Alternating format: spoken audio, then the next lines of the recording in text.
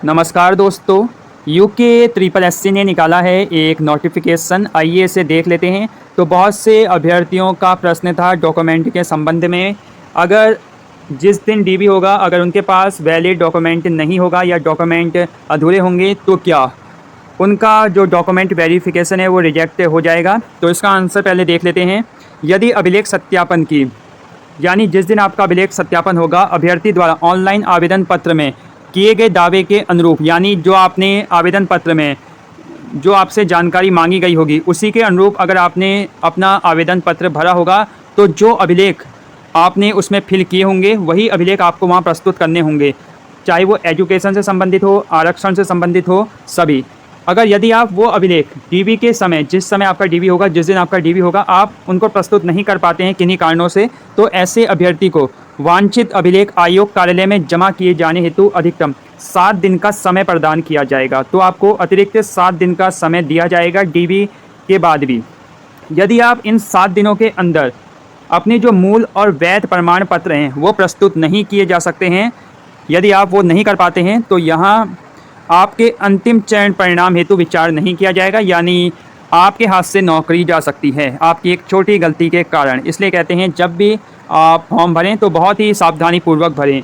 और ध्यान रखना है, जब आप यूके ट्रिपल एससी जाएंगे डीबी करवाने के लिए, तो आपको वहाँ परिसर में मोबाइल फ़ोन, कैमरा और अन्य इलेक्ट्रॉनिक उपकरण ले जाने की इजाज़त नहीं होगी, तो किसी को अपने साथ ले जाइएगा। और आपके लिए खुशखबरी है कि जो वीडियो का डीवी होना है वो आपका होगा 16 अगस्त 2023 को। अब देख लेते हैं मुख्य बातें इसमें क्या क्या हैं और कब कब किस किस का डीवी होना है। तो सबसे पहले आपको ध्यान में रखना है, जितने भी आपके एजुकेशन से संबंधित प्रमाण पत्र होंगे वो सभी आपको कलेक्ट करने हैं।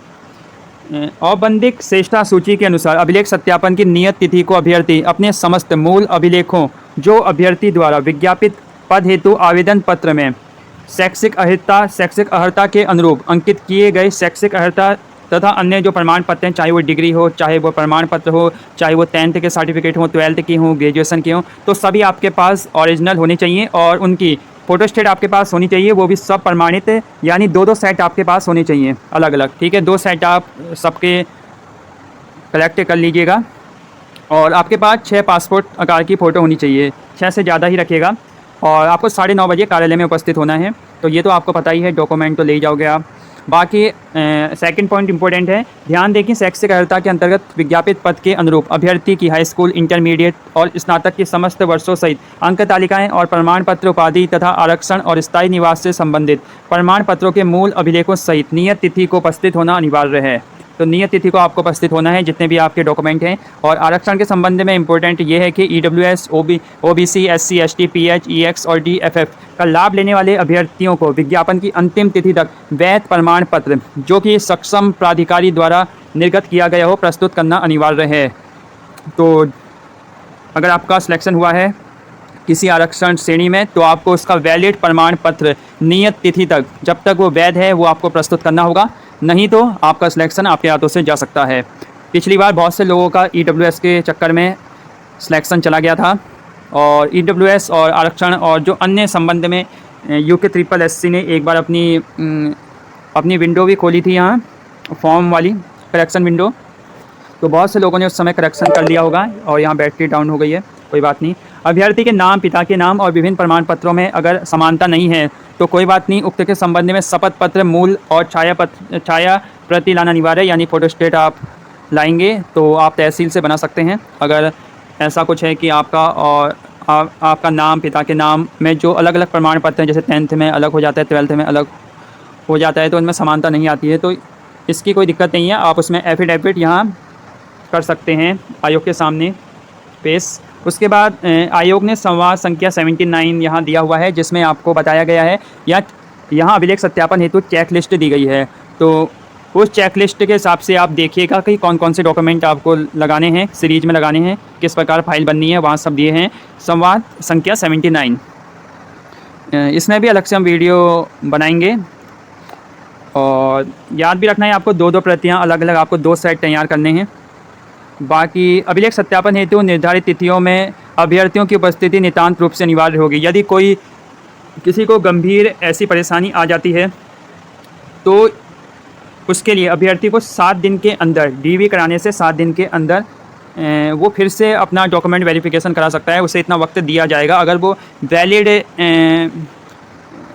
आयोग को बताता है कि वो इस कारण डीवी के दिन उपस्थित नहीं हुआ, तो तब उसका काम हो सकता है।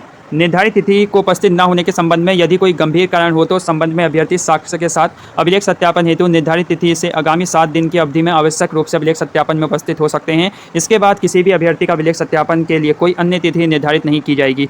तो 7 दिन का वक्त आपको दिया जाएगा, बाकी हमने बता दिया है। और ये है कि 1 से 100 तक वालों का बुधवार को होगा 16 तारीख को, यानी अगस्त में, और 101 से 217। तो यहाँ 100 का लिया गया है रेशियो। देखिए 16, 17, 201 से 318, 301 से 421, 22, 23, 24, 25, 28, 29। ये जो PDF है वो आपको डिस्क्रिप्शन बॉक्स में मिल जाएगी। और हम कोशिश करेंगे कि संवाद जो आयोग ने कहा है 79, इसकी भी हम डिस्क्रिप्शन बॉक्स में डालें। बाकी आपका 13 तारीख तक हो जाएगा संपन्न, यानी ये 13 तारीख से स्टार्ट हो रहा है। हाँ, ये 13 से स्टार्ट हो रहा है और ये ख़त्म होगा आपका 17 से 16। तो इन्होंने पीछे से स्टार्ट किया है 1801 से 1862, 13 तारीख को है इनका। फिर 1701 से 1812। तो इस प्रकार ये सीरीज आगे बढ़ेगी, आप देख सकते हैं। तो आपको शुभकामनाएं हैं। अपने डॉक्यूमेंट कलेक्ट करिए और बहुत अच्छे तरीके से अपने डॉक्यूमेंट वेरिफिकेशन कराइए। और जो आपका एक्सपीरियंस होगा वो कमेंट सेक्शन में ज़रूर शेयर करिए। बाकी बने रहिए चैनल के साथ। नमस्कार। हर जो भी अपडेट होगी वो आपको दी जाएगी। चैनल को सब्सक्राइब करना ना भूलें। और हम कोशिश करेंगे कि संवाद 79 पर भी एक वीडियो बनाया जाए जिसमें पता लगे कि कौन कौन से डॉक्यूमेंट की आपको ज़रूरत होगी। बाकी बने रहिए। जो भी प्रश्न है वो आप कमेंट सेक्शन में पूछ सकते हैं। नमस्कार।